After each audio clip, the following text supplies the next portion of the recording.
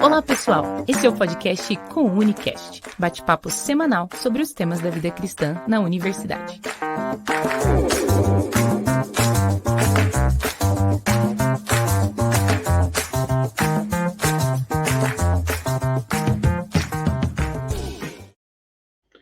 E aí, pessoal, tudo bem com você aí de casa que está nos ouvindo ou nos assistindo? Não sei o dia, não sei o horário que você está nos ouvindo, mas que bom ter você aqui com a gente. Estamos aqui para mais um episódio do nosso Comunicast, nosso bate-papo semanal sobre temas da vida cristã, que é voltado especificamente para o público jovem universitário, você que está talvez no final do seu ensino médio. Sejam muito bem-vindos a mais esse nosso Comunicast. Se você está aqui pela primeira vez, deixa eu brevemente me apresentar. Eu sou o Fih Martinelli, host aqui do Comunicast. Tenho o prazer e o privilégio de estar semanalmente aqui com vários convidados, tratando sobre vários temas da nossa caminhada cristã. E hoje, especificamente, que nós estamos no nosso Comunicast, episódio 41, nós vamos falar sobre esse tema aqui, ó, compaixão do coração, onde nós vamos falar sobre essa compaixão, que é fruto do Evangelho, na nossa vida. Eu trouxe um convidado muito especial para falar disso. Mas antes de apresentá-lo, eu tenho dois avisos rápidos e muito importantes para dar para você aí de casa que está me ouvindo ou assistindo. Primeiro aviso, se você ainda não baixou o aplicativo do Pão Diário Universitário, está aqui embaixo o link para que você baixe. Tem tanto na Apple quanto também para Android, né? Então baixa lá para que você fique inteirado, para que você tenha ferramentas de devocional, de leitura diária da Bíblia e também, se você tem algum grupo universitário ou algum grupo na sua escola, você pode cadastrar esse grupo aqui para que as pessoas no Brasil inteiro saibam o que está acontecendo no seu grupo e também possam achar esse grupo. Né? Vai que uma pessoa sai de uma região do país, vai para outra fazer uma faculdade, chega naquela faculdade, fica meio perdida, não sabe aonde estão os cristãos daquela universidade, através do nosso aplicativo, que eles também podem achar você e o seu grupo universitário. Então fica a dica.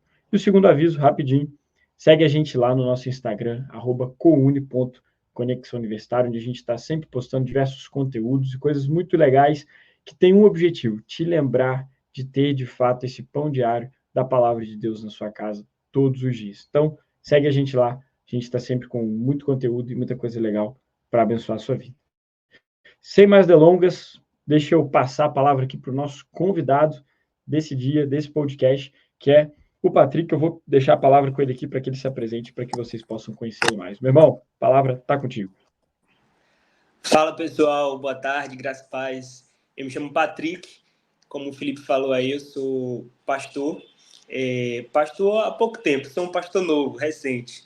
Estou há 1 ano e 3 meses na condução, né, à frente do trabalho, à frente da igreja, do ministério, e fui recentemente, né, empossado, ordenado, e sou também o atual presidente da Jubab. Já trabalhei em relação à liderança de juventude na minha associação local e estou aqui para servir. Sou um servo de Deus, atuo diretamente na juventude, mas no que precisar, estou aqui para poder estabelecer o reino de Deus, e é muito bom que ao longo da caminhada Deus vai nos apresentando pessoas, amigos dele, né? E Felipe é um desses caras também que eu sou fã, já acompanho o trabalho. E basicamente esse sou eu, né? Eu sou acadêmico também de psicologia, estou já no meu 8º semestre, já encerrando, aí para a glória de Deus. Me formei em teologia, né? Fiz 4 anos de seminário e agora estou cursando psicologia. Que massa, mano. Boa. O cara que também está, né, na caminhada universitária, como você aí, talvez, que está nos ouvindo e nos assistindo. E, Patrick, que massa, mano. Compartilho dessa admiração. Estou muito feliz aqui de poder hoje estar gravando com você. E vamos lá, vamos falar sobre esse tema. Vamos falar sobre compaixão do coração. Talvez você está se perguntando aí, tá, o que esse tema pode ser relevante na minha vida? Fica aí nesse episódio que eu tenho certeza que Deus tem coisas para falar através da sua palavra e através da vida do Patrick, para que a gente possa aprender um pouco mais. Vamos lá, Patrick, vamos começar, né, entendendo um pouco mais sobre compaixão, sobre misericórdia, sobre o que isso tem para nós. E a gente, em Lucas 6,36, Jesus ele vai dizer: sejam misericordiosos como seu Pai é misericordioso. Então a gente vê que misericórdia, compaixão, amor, graça, essas coisas são atributos de Deus. E, cara, como que à luz disso, né, a gente pode entender o que é a compaixão, o que é a misericórdia, para que a gente viva isso no nosso dia a dia? O que você poderia falar para nós sobre isso? Então, quando a gente fala de misericórdia, assim como todos os outros atributos, né, do Senhor que ele compartilha com a humanidade, a gente está falando de negação. A gente não pode, nem conseguiria ser misericordioso, ser amoroso, a partir do nosso próprio interesse ou nossa própria vontade. Tudo aquilo que a gente vê na palavra de Deus sendo como ideal para o homem só pode ser exercido pelo Espírito Santo de Deus. E eu falo isso com muita certeza porque eu tenho visto isso através da minha própria vida e na vida de outras pessoas, como é difícil, né, fazer aquilo que a Bíblia nos pede para fazer. O cristianismo ele nos chama para uma coisa chamada negação, negar a si mesmo. E ser misericordioso, por mais que muitas vezes possa ser colocado aqui como algo simples, é muito difícil. É muito difícil porque Jesus ele aumenta ainda mais o nível. A gente já conhece, por exemplo, como no Antigo Testamento as pessoas seguiam a lei, como os judeus eram zelosos por conta da lei, só que Jesus vem e coloca tudo isso em outro parâmetro.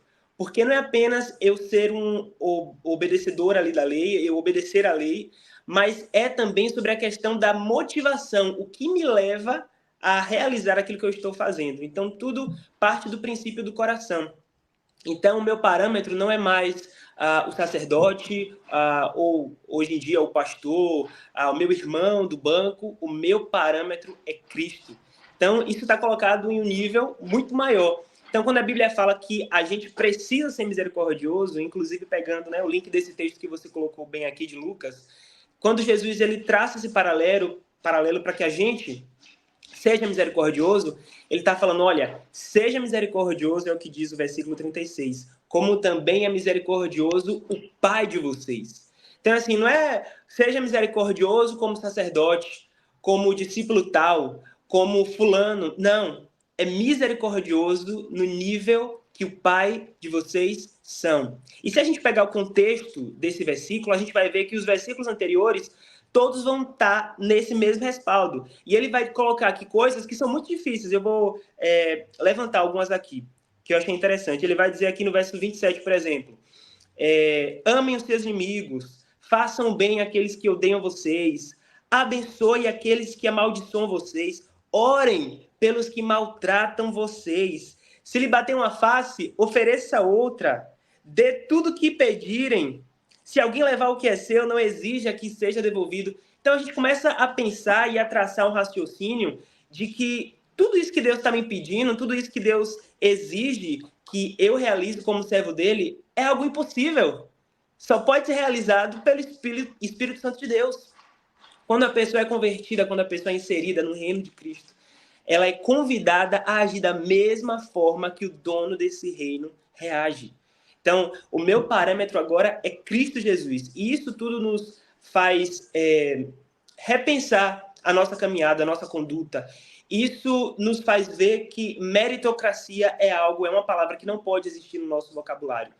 Então, assim, não é algo que eu exijo fazer porque estou no meu direito, porque eu vou, faço, aconteço.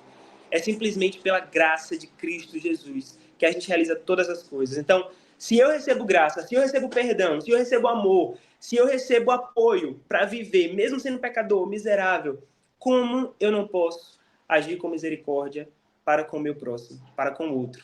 E quem é esse próximo? A Bíblia vai dizer, não é simplesmente aqueles quem eu amo. Os versículos posteriores vão colocar aqui. O versículo 32 vai dizer, se vocês amam aqueles que os amam, que recompensa terão?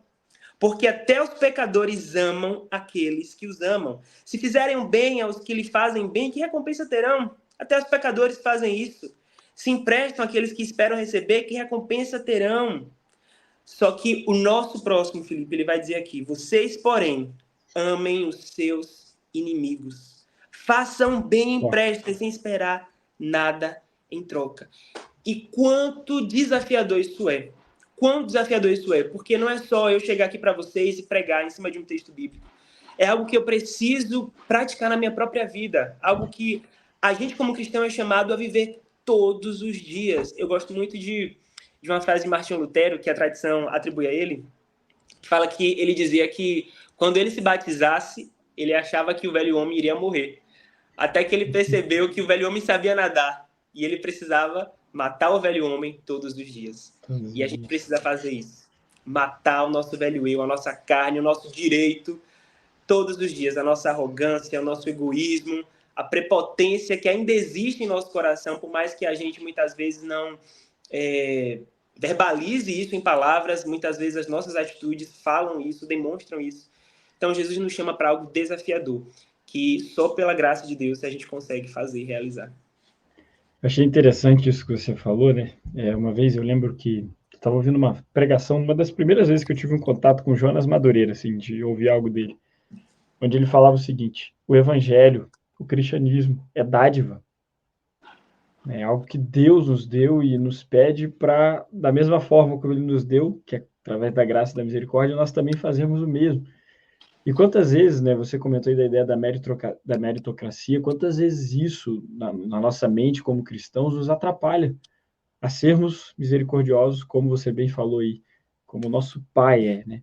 E é interessante isso, porque o nível que Jesus aumenta, as pessoas acham que Jesus foi mais leve do que era o jugo da lei, isso aqui, aquelas não entendem o seguinte: não, cara, Jesus ele tirou de apenas senso moral e colocou o senso do amor, que é muito maior do que isso, né?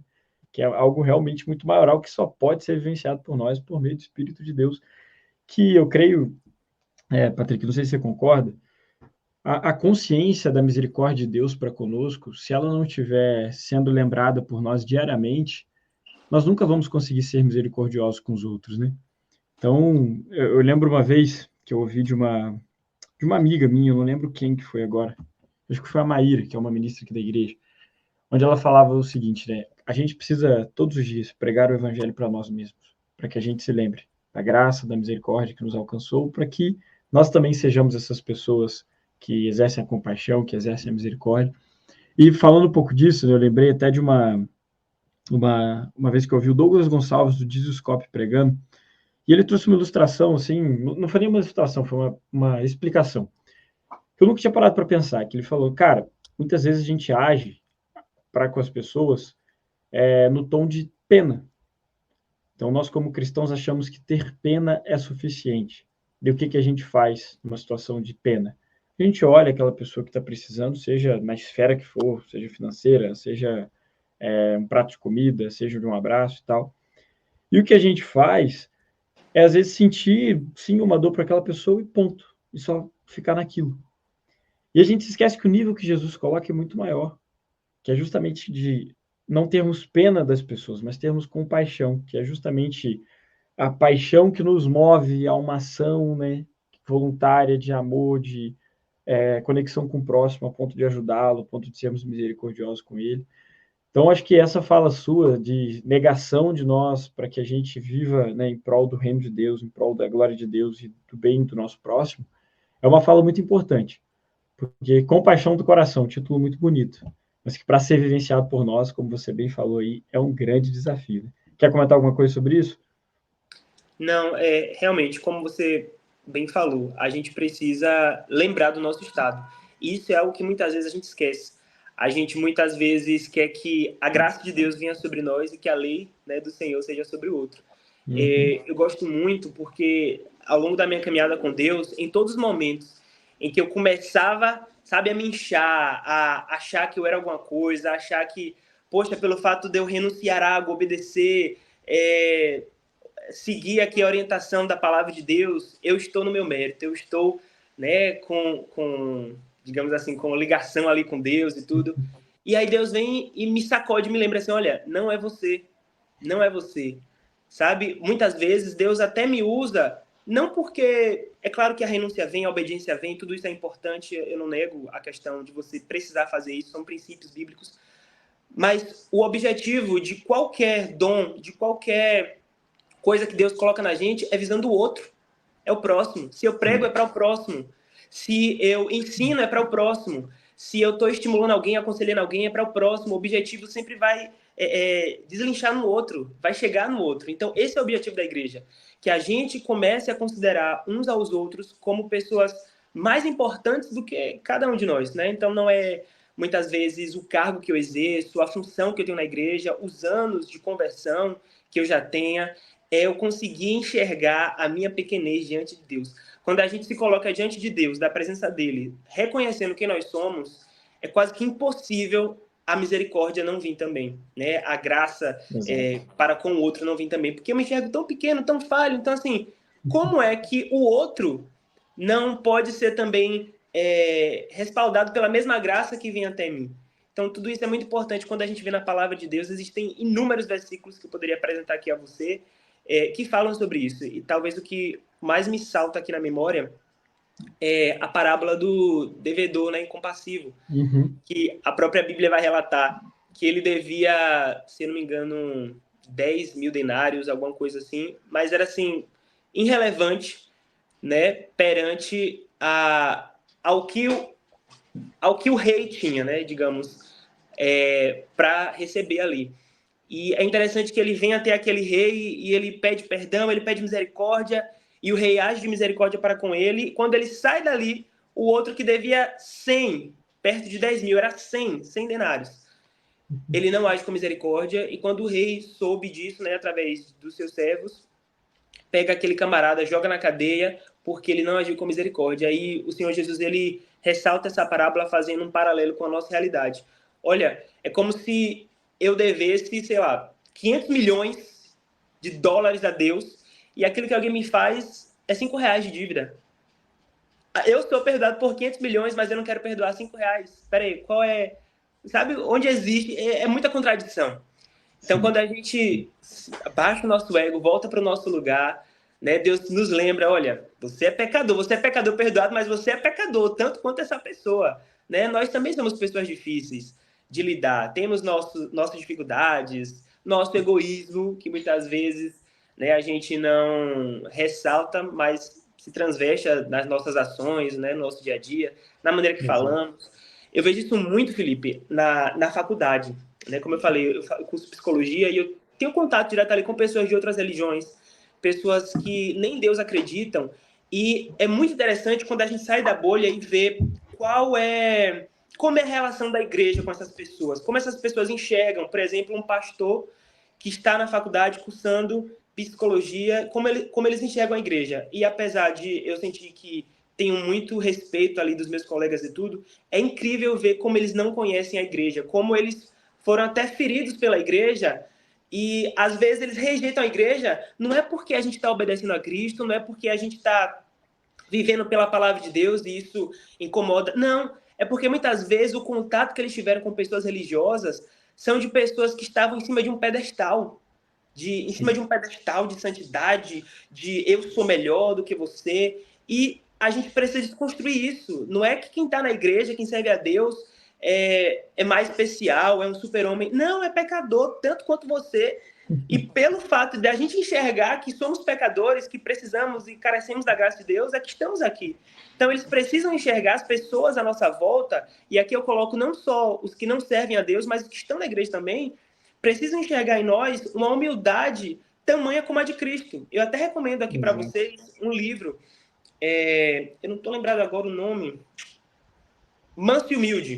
Perfeito. Nossa, perfeito. livraço. Perfeito. O autor, ele coloca assim, Jesus numa perspectiva que eu nunca tinha visto. Não sei se você já leu. Sabe? Traz a questão do coração humilde de Cristo e como ele tratava as pessoas. E aí, quando eu observo a vida de Jesus e a minha vida, eu falo, nossa, como é grande a diferença. Como é grande a diferença. É interessante, eu lembro quando eu li esse livro, e daí o autor, ele logo na introdução falando, né, de todos os relatos sobre o ser de Deus que a gente tem no Novo Testamento, o único lugar onde Jesus vai falar sobre, né, Jesus sendo verdadeiramente homem, mas também verdadeiramente Deus, Jesus falando sobre o seu coração, ele não vai falar que ele era o Todo-Poderoso, que ele era o Criador dos céus e da terra, que ele era o Verbo encarnado.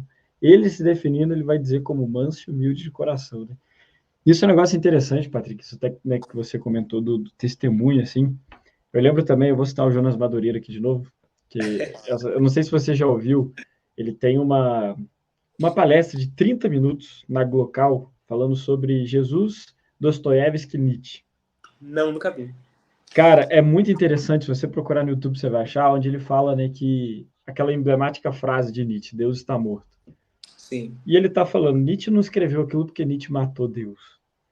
Nietzsche escreveu aquilo porque quando ele olhava para o cristianismo que era vivenciado pelas pessoas à sua volta, ele não via um cristianismo genuíno como o de Cristo. Ele via os cristãos pensando apenas no seu próprio umbigo, cristãos que trabalhavam e viviam na correria do que a gente poderia chamar hoje de primeiro milhão, do carro do ano e tudo mais. E claro, não é errado uma pessoa trabalhar e ter suas conquistas, mas é justamente essa ideia de que o cristianismo ele nos chama a sairmos de cena. Tem um livro do Tim Keller, né, onde ele vai falar que eu não devo pensar em mim mesmo de forma como se eu fosse uma pessoa melhor que as outras e nem pior. Eu devo pensar menos em mim mesmo e mais em Deus e no meu próximo. Né? Então, isso que você falou é muito interessante. Nós precisamos entender que a misericórdia de Deus deve nos tornar mais humildes, mais misericordiosos, mais compassivos. E daí, Patrick, né, dando continuidade no nosso roteiro aqui, naquilo que a gente está trabalhando de tema, como que a gente pode sermos mais misericordiosos, né, diante de um mundo que estimula tanto a punição, a cultura do cancelamento, que é algo que a gente vê hoje nas redes sociais de forma absurda, assim. Como que nós podemos, à luz do Evangelho, fugir dessa tendência que muitas vezes o mundo à nossa volta, né, nos coloca para ela? A cultura do cancelamento, ela vem tomando grande força e eu acredito que cada vez mais isso vai ser mais perceptível, não só na internet, mas no dia a dia, porque a cultura do cancelamento ela vai revelar uma coisa muito interessante sobre o nosso ego. Eu tenho observado, tanto nos estudos, nos livros que eu leio e também nas experiências de vida, que a gente não tem se conformado com aquilo que a gente recebe. É muito comum, por exemplo, a gente, enquanto estudante, almejar um cargo de trabalho que ganhe X, um valor adequado ali. A gente alcança aquilo, a gente quer outra coisa. A gente consegue uma casa, um apartamento, a gente já pensa em um maior ou algo melhor e a gente sempre quer mais, a gente nunca está satisfeito. Quando a gente se trata, né, de relações, de vida cotidiana, vida na vida, um com o outro, a gente também não fica satisfeito. Então, assim, é como se eu não quisesse apenas que o meu ministério seja abençoado. Eu quero ter um ministério melhor que o seu. Eu não estou me contentando apenas em ter uma família. Eu quero que a minha família seja mais feliz que a sua. Eu não quero apenas morar em uma casa dos sonhos. Eu quero que minha casa seja maior do que a sua. E isso vai revelando cada vez mais um ego. Um ego que eu tenho, que todo mundo tem, que a gente quer que isso seja preservado e alcançado cada vez mais. As pessoas querem ser enaltecidas por aquilo que elas fazem, por aquilo que elas deixam de fazer. Então, a cultura do cancelamento vem mostrando uma coisa que muitas vezes passa batido, que é o que, olha, fulano é pior do que eu. Olha o que fulano fez. Só que qual é a grande irregularidade da cultura do cancelamento? É que a cultura do cancelamento deixa de lado o pecado ou o erro dos acusadores. Foi o que, por exemplo, isso aconteceu lá tempos atrás, quando Jesus estava aqui na Terra no seu ministério, ali aos 3 anos que ele teve aqui. Chegam para Jesus com uma mulher que foi pega em pecado, ninguém estava contestando isso, fatos são fatos, a mulher foi pega ali cometendo um pecado. Lançam até Jesus, todo mundo estava com as pedras na mão, pronto para matar aquela mulher, e Jesus vai e vem e fala, olha, tudo bem, vocês querem condenar aqui, tem um respaldo da lei, mas aquele que não tiver pecado pode fazer isso. Né? São os únicos que podem fazer isso. Quem não pecou, pode jogar pedra. E a Bíblia vai dizer que um por um foi saindo e deixando as pedras ali. Então a gente faz a mesma coisa, Felipe, não só com pedras, literalmente falando, mas a gente termina de matar aquele a quem o pecado não matou. É como se eu pego a pessoa que veio do erro, veio do pecado, a pessoa ainda não morreu, a pessoa está ali tentando.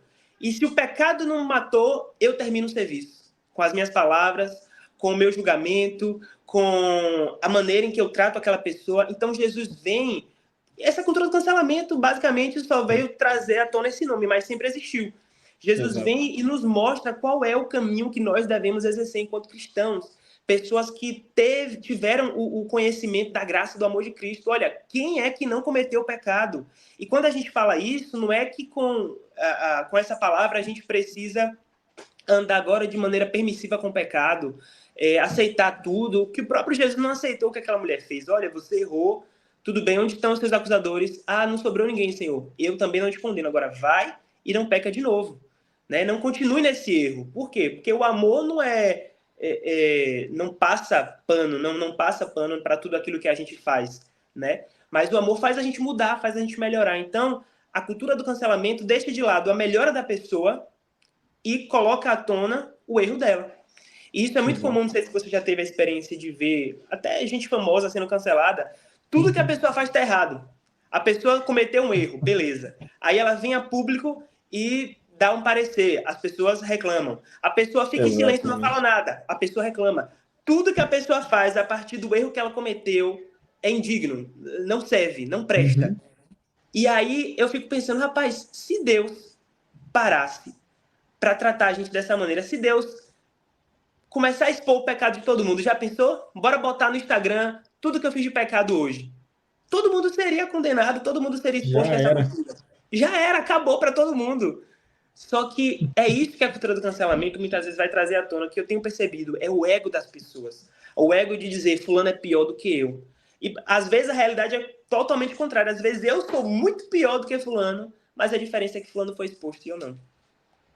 Isso é um negócio interessante, cara, que você falou, né? Porque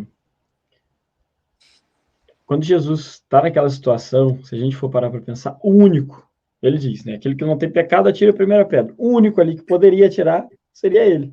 Então, ele, na mesma fala, ele estaria dando, vamos dizer assim, validação, respaldo para ele agir, né? Com a justiça da lei para com aquela mulher.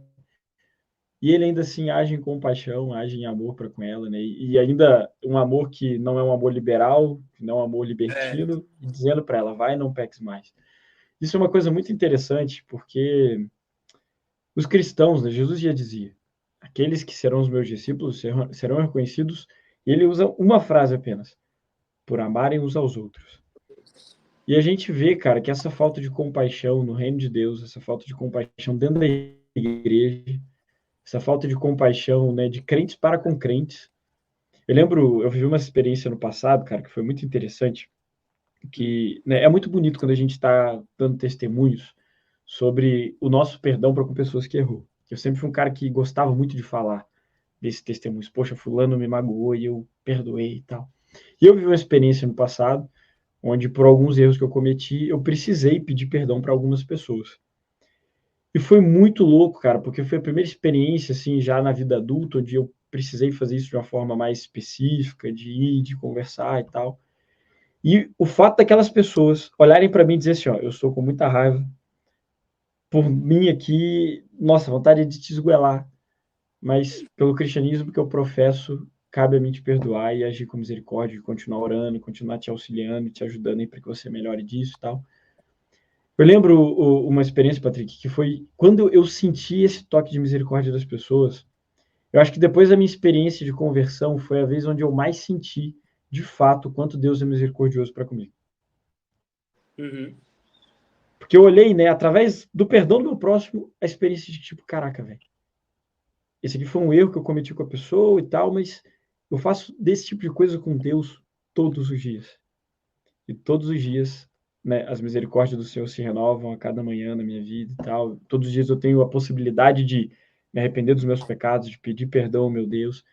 Então isso é um negócio muito interessante, cara, porque a vida do cristão ela é uma vida que é banhada em compaixão, não é apenas em momentos, não é apenas em situações específicas de pecados escandalosos. No dia a dia, às vezes uma palavra que você falou no seu trabalho que magoou alguém, você deve pedir perdão, ou às vezes alguém que falou isso para você vier pedir perdão, você deve perdoar, e você deve amar, e você deve ter compaixão. A gente tem várias outras coisas, desde a esmola na rua para quem precisa. Então é uma coisa muito, muito interessante. Cara, a gente falou muito sobre... Pode falar. Manda bala. Não, que você falou de experiência. Fica à vontade. Eu ia fazer outra pergunta já, mas... Viu?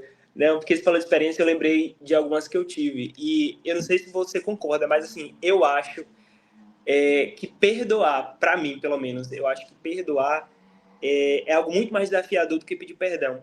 Porque quando a gente vai pedir perdão a alguém, a gente meio que tem um consenso de que a gente errou, de que fomos falhos ali na conduta, né, e tal.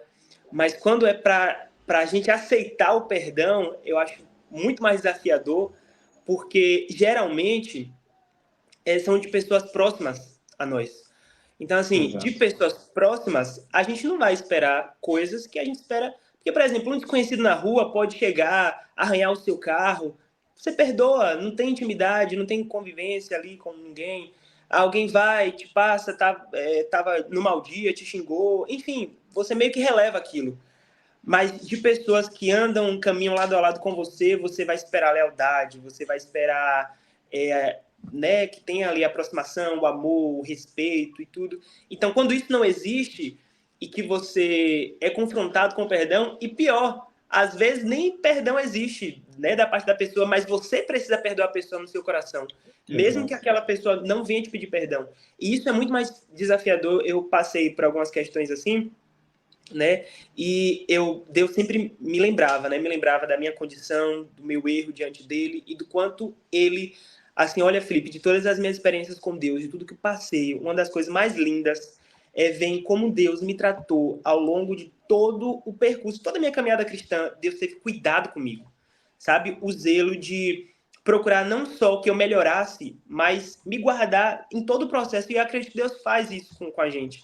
Sabe, Sim. Deus preserva a gente, Deus meio que protege, esconde a gente até que a gente esteja preparado. Então, se Deus faz isso, né, como você bem citou, Deus era o único que poderia condenar, né, aquela mulher. Deus não faz isso. Deus era o único que poderia me condenar, humilhar publicamente, poderia fazer o que ele quisesse, e ele teria respaldo para isso. Ele é Deus, ele Exato. pode fazer o que ele quiser. E ele não fez. Então, toda vez que eu quero ter a razão, que eu quero falar, rapaz, fulano fez errado, fulano merece isso, merece aquilo, e muitas vezes a gente quer ditar para Deus como ele deve agir, Deus vai e me lembra, né? Se esqueceu de onde tu veio? Se esqueceu do que eu te perdoei?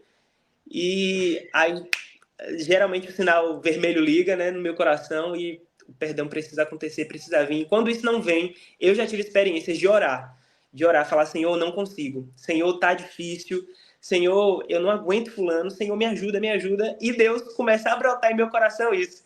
Então, eu até indicaria isso para as pessoas, olha, se você tem alguém que você não sabe lidar, que você não vai realmente com a cara, alguém que te prejudicou muito, ore ao Senhor por essa pessoa, que ao longo do tempo, né, a sua própria ação vai mostrando o seu próprio erro também, e você vai começando a ter amor por ele. Amém, mano. É isso aí. Boa dica prática, né, para a gente fazer com certeza. Patrick, a gente falou um pouco, né, sobre amor, compaixão, misericórdia e tudo mais. Como que o amor e a misericórdia, né, o amor e a compaixão, como a gente tem dito aqui, como eles estão relacionados na palavra? E como que a gente pode fazer para mostrar isso de forma mais clara para as pessoas à nossa volta? Seja, né, você que está na universidade, no dia a dia, com professores, com amigos que muitas vezes não professam a fé, alguns que podem até Sim. zombar da sua fé e tal. Como que a gente pode relacionar amor, misericórdia, compaixão e exercer disso para com o nosso próximo? Então, eu acredito que não só a melhor maneira, mas a única maneira de demonstrar isso é através da prática, né? Jesus, ele, quando ama o mundo, ele se doa pelo mundo, ele se entrega pelo mundo, né? Ele morre, ele faz uma ação. Então, o amor, ele vai estar sempre condicionado àquilo que eu faço por alguém.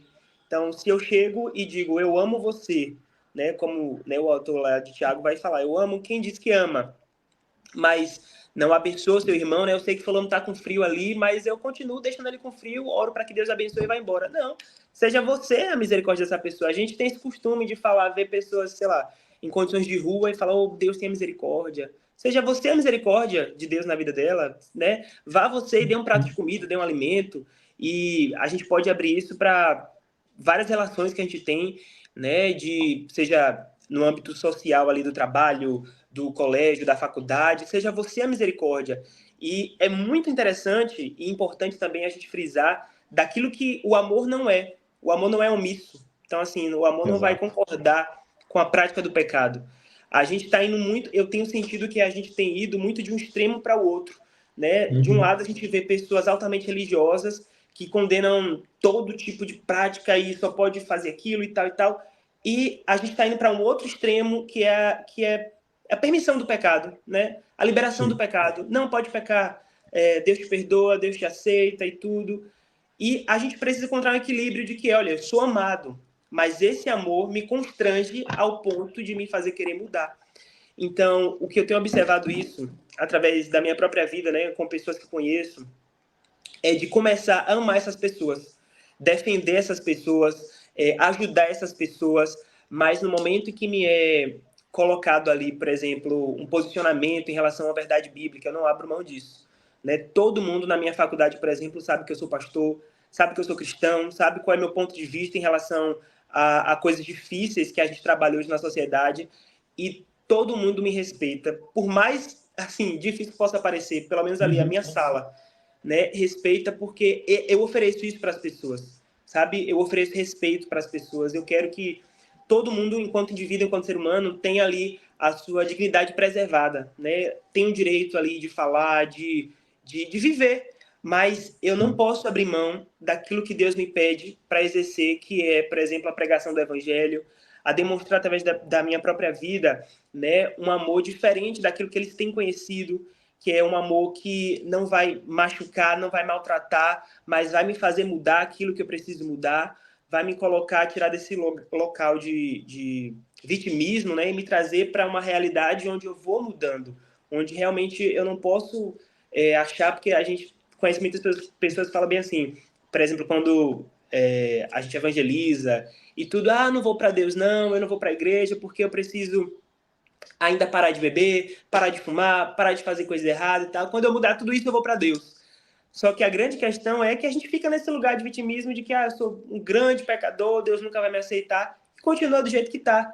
E a gente vê claramente na palavra de Deus é colocado aqui, é mostrado, sabe? A mulher adúltera, Zaqueu, cobrador de impostos, inúmeras pessoas que tiveram encontro com Jesus, né? Mulher samaritana, e eram transformadas, eram modificadas. E é isso que a misericórdia faz para alguém. A misericórdia, a graça, o amor de Deus tira esse vitimismo dessa pessoa, né? Esse mal todo que o pecado faz e coloca ela em um outro lugar, né? No lugar onde ela vai ser abraçada, apoiada e principalmente restaurada pelo seu pecado. Então, assim, o amor sempre vai fazer com que eu mude, que eu não concorde mais com o pecado, continue na prática do pecado. E isso é o mais de bonito, né, que eu encontro no Evangelho. Porque o Evangelho me aceita do jeito que eu tô. Eu venho para Jesus com a minha bagagem, com os meus erros, com as minhas inseguranças, minhas dúvidas, meus questionamentos. Ele me aceita, ele me abraça, mas ao mesmo tempo, ele vai constantemente mudando meu caráter, né, e me tornando semelhança de Cristo, né? E é por isso que muitas vezes esse padrão é um padrão que a gente não tem enxergado nas pessoas, porque a gente tem acostumado com pessoas aparentemente religiosas. Eu venho de um tempo que eu era criança, eu lembro isso com detalhes, de que apenas pelo fato de você ser cristão, isso já te dava um critério maior do que outras pessoas, por exemplo, em uma vaga de emprego, né? Em uma vaga de algo que se estava concorrendo. Não, pode dar para fulano porque fulano é cristão. Hoje em dia isso não pode mais acontecer, porque todo mundo se diz cristão, todo mundo se diz membro de uma igreja, mesmo com a vida toda errada, mesmo com falta de amor, com falta de zelo, de misericórdia. E aí hoje a gente vê isso acontecendo em nossos púlpitos, em nossas igrejas. Pessoas que louvam, mas dentro de casa bate na esposa. Pessoas que pregam, mas dentro de casa traem os maridos. Então, assim, onde é que está a coerência disso tudo? Não existe, porque a verdade do evangelho não me transformou. É um amor que me abraçou, né? É um falso amor que me abraçou como eu estou e que deixou como eu estava. E isso é interessante, porque se Cristo nos deixa como a gente estava, né? Porque ele viria até nós. E uma coisa legal que você falou, Patrick, que eu acho que é justamente nós entendemos que o evangelho, ele nos traz esse ponto de equilíbrio, né? Claro, o evangelho, ele é radical, então a gente não tem que tratar o evangelho como equilíbrio no quesito de, não, né, o evangelho prega isso aqui, mas eu posso viver dessa forma. Não é isso o equilíbrio que eu quero dizer. É mais aquilo que Paulo em Romanos 12 ele vai falar, que cada um tenha de si um pensamento moderado, né? Que ninguém pense mais do que é e nem menos, nem fique se vitimizando, porque a graça o alcançou e viva para essa graça, viva para essa graça. Isso é uma coisa muito interessante, cara, porque quando a gente entende que o perdão de Cristo é capaz de nos perdoar e perdoar qualquer tipo, qualquer pecado, qualquer pecador, a gente entende que esse mesmo evangelho, esse mesmo perdão, ele não vem apenas para passar um pano e limpar a nossa sujeira, ele vem para realmente nos transformar, né? Para nos transformar em novas criaturas, e isso quer dizer realmente aquilo que para nós batistas, por exemplo, somos conhecidos como batistas, batistas pelo próprio batismo. E o que o batismo simboliza para nós, né? O nascimento de uma nova vida, de uma vida que agora está sendo... Eu gosto muito de uma frase do John Piper, né, que ele vai falar sobre a salvação e a santidade. E aí ele vai dizer, né, a salvação, a justificação é quando Cristo entra no lamaçal para nos tirar da lama. E a santificação, a santidade é o processo onde Cristo está tirando essa lama que sobrou de nós. Isso. E é uma constante limpeza, é um constante desafio. Por isso que o evangelho não é fácil.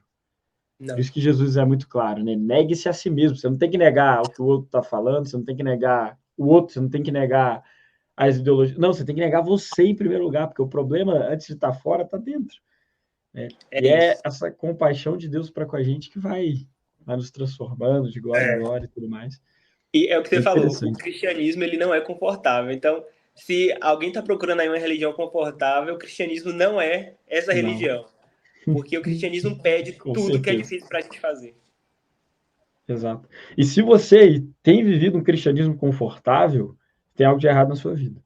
E quando a gente fala de conforto, a gente não está nem falando de perseguições externas, porque hoje no Brasil a gente não vive isso. Mas é, em primeiro lugar, um desconforto pessoal, né? Da gente sair do eu, do ego, como você bem falou. E, Patrick, uma outra pergunta, né? A gente recebe a misericórdia de Deus, a gente sabe que o Senhor está ali para nos amar, nos perdoar, nos transformar, como você bem falou. Mas como é que que dica você daria para uma pessoa que tem vivenciado, como você falou um pouco antes, um ciclo vicioso de vitimismo, de um automartírio, de não compreender o perdão de Deus, né, para com ela? O que você falaria para uma pessoa que tem tido dificuldade de ver a misericórdia de Deus na sua vida, ou melhor, de aceitar essa misericórdia? Compreendendo a obra da cruz. E isso eu falo por experiência própria. Eu cresci na igreja toda a minha vida, né? Desde pequeno fui criado na igreja, só que eu condicionava a minha salvação por aquilo que eu fazia, aquilo que eu realizava. E enquanto isso era ainda real na minha vida, eu vivia com muito medo sempre. Medo de perder minha salvação, né? Achava que poderia perder minha salvação, que Deus iria me abandonar. Eu achava que Deus podia me tolerar, mas Deus não podia me amar. Mas aí, quando eu entendi a obra da cruz de Cristo, aquilo que ele fez, sabe, a justiça que era para vir sobre mim, né? A justiça, Deus, ele entregou ali o seu filho para que ele mesmo estivesse sendo punido em meu lugar. Então, quando eu entendo, olha, Deus, Pai, matou o próprio filho para que eu não fosse morto, não fosse condenado. E agora ele me torna co-herdeiro. Por quê? Porque eu sou co-herdeiro. Tudo aquilo que Jesus conseguiu através do sacrifício dele era dele. Ele era herdeiro de tudo, do reino, de viver ali, né, à direita de Deus pela eternidade, de toda a riqueza, de toda a glória, mas ele me torna participante disso. Eu que não tive nenhuma participação ali, ele me torna co-herdeiro, né, de todas as promessas. Então, tudo aquilo que Jesus tem agora é meu, através da partir da crença que eu tenho no sacrifício dele, né, por mim. Então, quando a gente entende a obra do sacrifício de Cristo, a gente encontra segurança na nossa salvação, encontra a certeza, encontra a firmeza, né, de que a minha vida não está entregue à própria sorte, a minha vida, ela repousa nos méritos de Cristo, sabe? Eu me achego, como Paulo vai dizer, ao trono da graça com confiança, porque não são os meus méritos, não é aquilo que eu faço, não é a convicção das minhas obras, do meu linguajar, da minha oratória, da minha performance, da força do meu braço, da minha inteligência. Não, a minha salvação repousa nos méritos de Cristo. E quando eu tenho essa consciência, eu começo a não me vitimizar, mas também a tomar consciência e a me posicionar como servo de Deus, como alguém que foi perdoado, como alguém que foi restaurado e alguém que está no processo de santificação. Né? Em todos os aspectos ali que a gente vê na ordem de salvação, né, que a gente vai classificar como ordem de salvação, a santificação é a única coisa que é um processo. Todos os outros são atos. A justificação, a conversão, mas a santificação é um processo. Então, Deus vem, me aceita, eu reconheço Jesus como meu Salvador, eu me apego a Ele, eu faço parte agora da família dele, agora eu vou iniciar um processo, que inicia ali na minha conversão, mas que vai até o último, que é a glorificação, que é quando teremos aí um novo corpo glorificado e passaremos a eternidade com o Senhor. Então, Deus me chama para esse processo de santificação todos os dias, mas não é que eu tenha que fazer para ser aceito por Deus. Eu fui aceito, e é por isso que eu tenho agora que me submeter a aquilo que o reino de Deus me manda fazer, né? Amar ao meu próximo, negar a mim mesmo, tomar a minha cruz todos os dias, renunciar ao meu eu. Então, é algo difícil? É. Eu não estou aqui dizendo para você que agora que eu sou pastor, agora que eu fiz seminário, para mim é mais tranquilo. Não é. É até mais difícil ainda porque eu tenho que pregar para os outros e para mim, né? Antes de pregar para a igreja, eu prego para mim todos os dias. É algo que a minha própria vida tem que dar respaldo daquilo que eu falo. Então, é para isso que Deus nos chama. E quando a gente vê a beleza do evangelho, isso é mais bonito. Que tudo aquilo que a gente faz não é porque um pastor está me obrigando, não é porque fulano vai ver. É por amor, sabe? É por amor. Por isso que, por mais que eu me coloque em qualquer realidade diferente da qual eu viva hoje, nenhuma realidade é longe de Cristo, é indiferente a esse amor, sabe? Porque não tem como. Deus me convenceu. Eu fui convencido. O Espírito Santo me convenceu daquilo que ele fez, da obra que ele fez por mim, do amor dele. Então, quando eu tenho essa convicção dentro de mim, não tem como eu ficar da mesma forma. Eu sou sempre estimulado a mudar, a crescer em santidade, a crescer em intimidade com o Senhor. E é isso que muitas vezes a nossa geração ela precisa aprender. A nossa geração está muito incitada a fazer aquilo que sente. Não é sobre o sentir. A fé é sobre a ter certeza. Não, eu tenho convicção. Eu posso não me sentir amado, mas eu sou amado. Eu posso não me sentir seguro, mas eu estou seguro. E é isso que o autor de Hebreus vai dizer, né? O que é fé? A gente precisa ter o respaldo da nossa fé, ter convicção daquilo que fazemos, daquilo que Cristo fez no nosso lugar, para que as mentiras de Satanás e as mentiras que o nosso próprio coração produz não tomem vazão, né? Então, a gente precisa diminuir essas vozes, desligar essas vozes e começar a ligar a voz do Senhor que está expresso na palavra dele. Amém, cara. Ministrou. Hablou, né? Como diz o... Mas amém, cara. Eu acho que é muito interessante o que você falou, porque eu falo por mim, assim, eu, por exemplo, tive um período da minha vida, na minha vida cristã, onde eu tive muita dificuldade em lidar com a culpa de erros passados, de pecados passados que eu tinha cometido. E um dia, um colega, ele chegou para mim e falou, Fih, cara, Deus te perdoa. Deus te perdoa em Cristo. E não é um perdão, Deus não passou pano no seu pecado.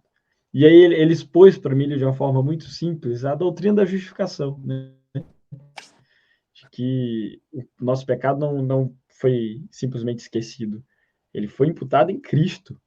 E por isso, né, esse pecado ele já passou pelo processo que ele precisava passar de receber a ira de Deus. E através disso, né, através dessa justificação que vem de Cristo, isso é a graça. Eu posso me sentir, ou mesmo não me sentindo, como você bem falou, ter a convicção de que fui perdoado, de que sou perdoado quando me arrependo, quando faço aquilo que João recomenda em 1 João 9, né? Quando confesso meus pecados ao Senhor e verdadeiramente peço perdão. Então isso é uma coisa muito interessante, cara, porque ter essa convicção nos liberta para o dia mal, o dia onde a gente se sente, né, realmente imerecedores, quando a gente se sente aquelas pessoas, e nós de fato somos, né, mas você entendeu o que eu quero dizer? Tipo, a gente se sente mal, a gente acha que a solução para nós, essa convicção, essa fé no que Cristo fez, não naquilo que nós fizemos, não na nossa performance. Então isso é uma coisa muito interessante, porque quando o evangelho, né, ele é pregado para nós e faz sentido para nós, ele consequentemente vai fluir para que outras vidas também conheçam, para que esse evangelho em nós, em mim, produza evangelho na vida de outro, produza essa boa notícia na vida de outro. Isso é uma coisa fascinante. E, mano, para a gente caminhar aqui para o final do nosso tempo, né? O bate-papo está muito baixo, deixar aqui, acho que se fosse num café, aqui eu acho que umas 3 horas de café. Pois é, tem que marcar esse café. Tem que marcar, cara, tô precisando visitar você. Mas então, ou você vive em Curitiba, né? Pois é, rapaz, vou me programar para isso. Se não, lhe chama aqui para Bahia. Tem o Despertar no que vem. Então, de qualquer jeito, ano que vem. Vou tentar lhe trazer para Bahia também. Sei que você é pregador caro, mas vou tentar lhe trazer. Tá. Que isso, seria um prazer.